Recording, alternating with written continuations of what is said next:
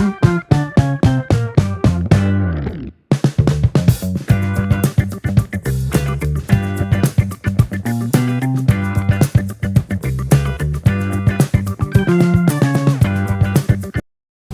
dia, boa tarde, boa noite e talvez uma boa madrugada. Esse é o bloco 1 que vai abordar sobre o tema A Profissão. Gostaríamos de conhecer mais sobre a profissão de psicologia. Fizemos uma atividade sobre as carreiras e alguns alunos e alunas tiveram interesse na área de psicologia. Nesse sentido, quanto tempo demora para cursar psicologia? Boa tarde, a todos e a todos. Gostaria de agradecer o convite em estar participando deste projeto e estar falando também um pouco sobre a carreira de psicólogo. O curso de psicologia, hoje em dia, ele demora em média 5 anos, sendo que esses 5 anos ele é dividido em a parte teórica e a parte do estágio. O estágio geralmente fica para os últimos anos do curso de psicologia. Por que você se tornou psicóloga? Eu escolhi a área da psicologia por eu gostar muito da área de ciências humanas.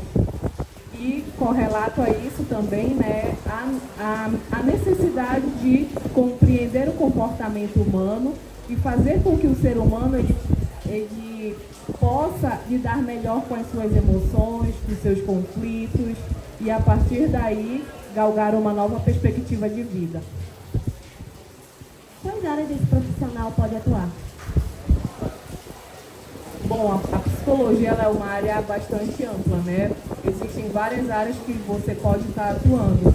A mais conhecida hoje em dia é a psicologia clínica, Onde você atua dentro de um consultório, onde tem um setting terapêutico, Em média, você vai atender aquele cliente durante um período de 50 minutos, dependendo de cada caso, durante ou uma vez na semana ou 2 vezes, também varia muito da necessidade de cada sujeito.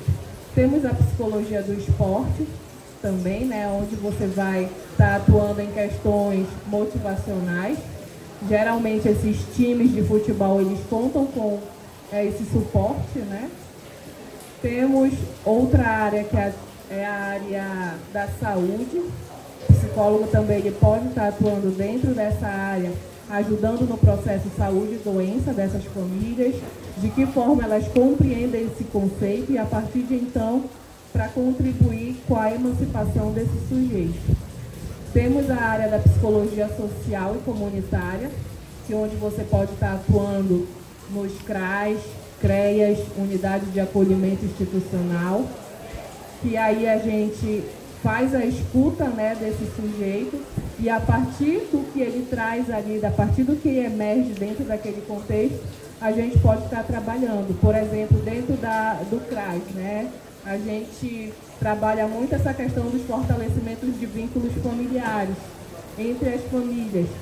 Então, tem várias áreas em que o psicólogo ele pode estar sendo inserido. Temos também a psicologia organizacional e do trabalho, onde você vai estar atuando no processo de treinamento e seleção dentro das empresas. Você vai estar fazendo uma entrevista com os candidatos a uma suposta vaga e verificando se ele tem aptidão para aquele determinado cargo ou função. Temos também a psicologia hospitalar, que é onde a gente acaba trabalhando também o processo de saúde e doença.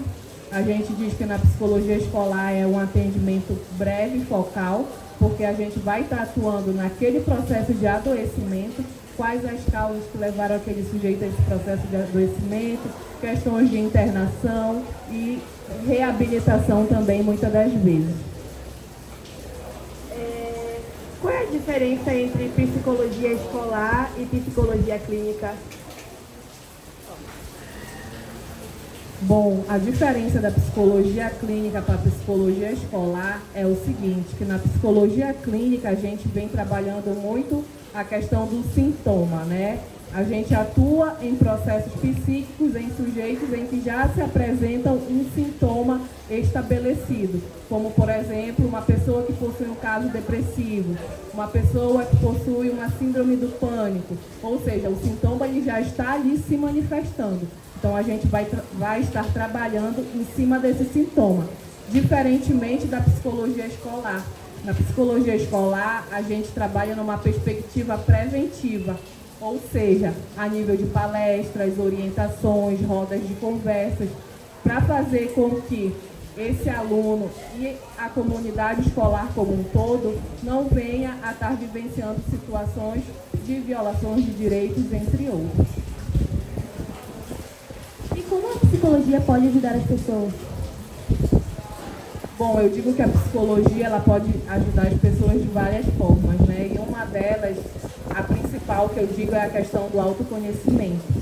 Através da psicologia, a gente pode ajudar o ser humano a se compreender melhor, a se compreender porque em determinados momentos eu emito uma determinada reação e assim vice-versa. Então, a gente pode se compreender e, desta forma, ter uma melhor relação conosco e com o mundo à nossa volta. Que tipos de problemas são mais comuns em uma consulta? Finalizando uma questão da psicologia clínica, né? Eu acredito que hoje os principais questões que emergem dentro do consultório tem a ver muito com a questão da depressão e a questão de ansiedade, né? Então, acho que hoje em dia esses são o carro-chefe, assim, da área da psicologia clínica. E você leva os problemas dos seus pacientes para sua casa? Bom, essa é uma questão que eu digo que é de suma importância, né? Porque o profissional, ele precisa fazer também psicoterapia. Eu sempre digo isso, né? Que a gente também, nós somos seres humanos.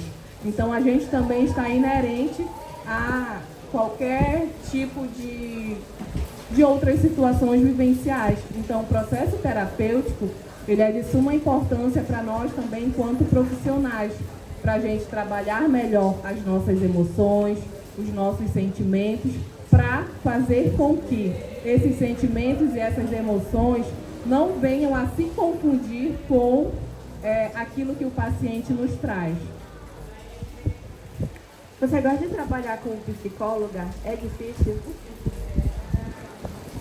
Bom, né, eu amo a profissão que eu escolhi, né? Então, eu digo que tudo na vida, né, a gente tem que se dedicar ao máximo. Se a gente escolheu essa determinada profissão, vai ter momentos que vão surgir dificuldades, mas isso não quer dizer que você não vai conseguir. E aí também conta muito, né, a questão de experiência. Logo no início a gente vai sentir um pouco de dificuldade, até porque é um novo, né, uma área novo. Mas com o decorrer do processo a gente vai se acostumando, né, a gente vai sabendo lidar melhor com aquilo que emerge dentro dos nossos consultórios, ou seja, dentro da área da psicologia escolar, ou seja, qualquer outra área da psicologia.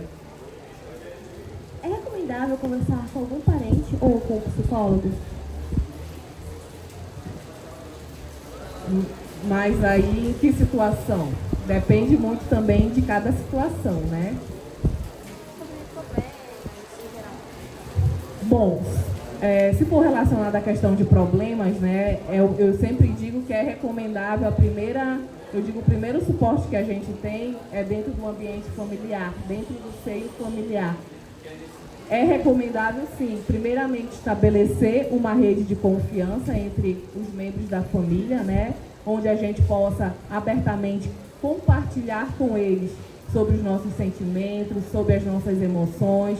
E a partir de então, se for algo mais grave, mais complexo, a gente está buscando a ajuda de um profissional mais qualificado dentro da área para estar ajudando a solucionar essa determinada situação.